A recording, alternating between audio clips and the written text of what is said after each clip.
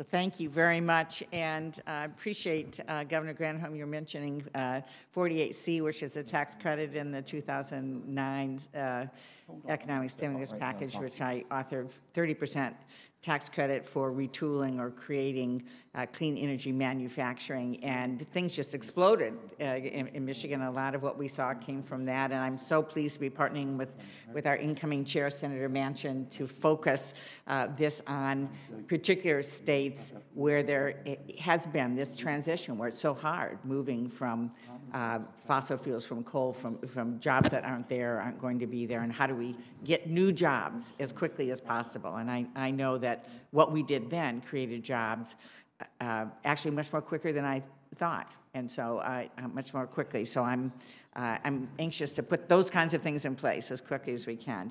Not surprisingly, I want to talk to you about vehicles and the enormous task of making the next generation of vehicles. We know that Michigan auto workers are ready, willing, able to do that, as are the manufacturers. And in fact, GM is investing $27 billion to bring 30 different EV models to the market in the next 4 years, including trucks.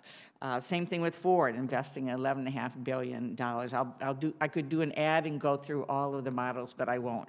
But Stellantis, formerly FCA, doing the same with electrifying their popular Jeep line. So I'm very excited to work with you, to work with the President on building back better on this plan. I will say one thing, though, as we look at our investments, and I'm glad we're making these investments. You mentioned China. And the red flag over and over again is what's happening in China on EVs. Over $100 billion in subsidies they've given just in the last 10 years. And of the 142 lithium-ion battery megafactories that are under construction, 107 are in China, 9 are in the U.S. We can't sustain this. We have got to lean in much more quickly. So what role do you believe the Department of Energy can play in ensuring a number of things? Our workers have the skills they need for high-tech auto jobs. Our states can build the public charging station infrastructure, which I think is really critical now to consumer confidence and availability in purchasing electric vehicles. And then also working with our universities and our industries to develop the new battery storage technologies for vehicles and renewable electricity.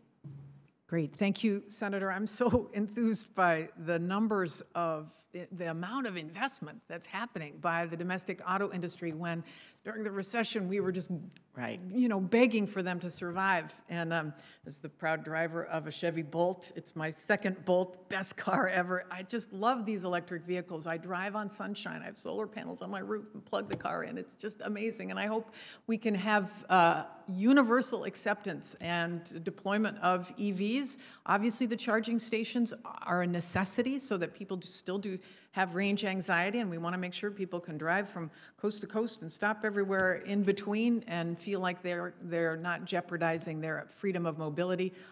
Part of what Joe Biden's executive order today was to create a whole of government effort with respect to especially electric vehicles, charging. I will look forward to working with Mayor Buttigieg to make sure that those charging stations are installed along the federal rights of way along highways, et cetera.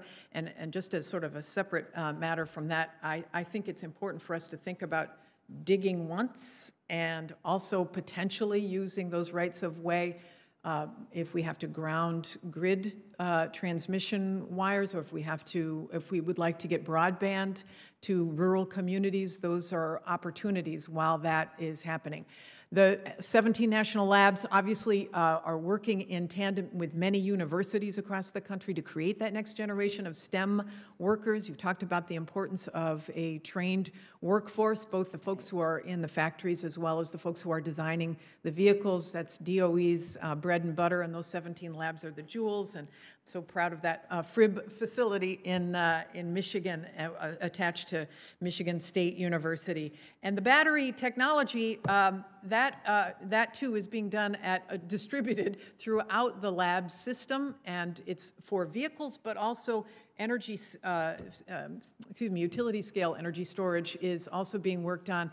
And again, we've got to build those batteries soup to nuts, not just assemble the cells that come from Asia, but build the actual cells themselves inside the United States to make that full supply chain happen. I just want to say I really applaud this committee for the Energy Act of 2020 because there was so much in there that demonstrates bipartisan support for these new technologies that I think this committee can be an example of unity for the country based upon the work that was done at the end of last year.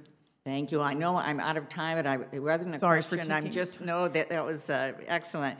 I would just say that we know that medium and heavy-duty vehicles make up 22% of the energy use in our transportation sector. Commercial trucks contribute 60% of the air pollution in metropolitan areas and so on. So I am a huge advocate and a proponent of the super truck program, and Department of Energy have pushed to continue to expand that. That's where where we can tackle this area around energy and carbon pollution the most. And I know that the department's set to enter the third iteration with the Super Truck 3 program, and I think it's very, very important that we be focusing on emissions from larger vehicles. So, Agreed, thank you. and I look forward to working with you on that. Senator Hyde.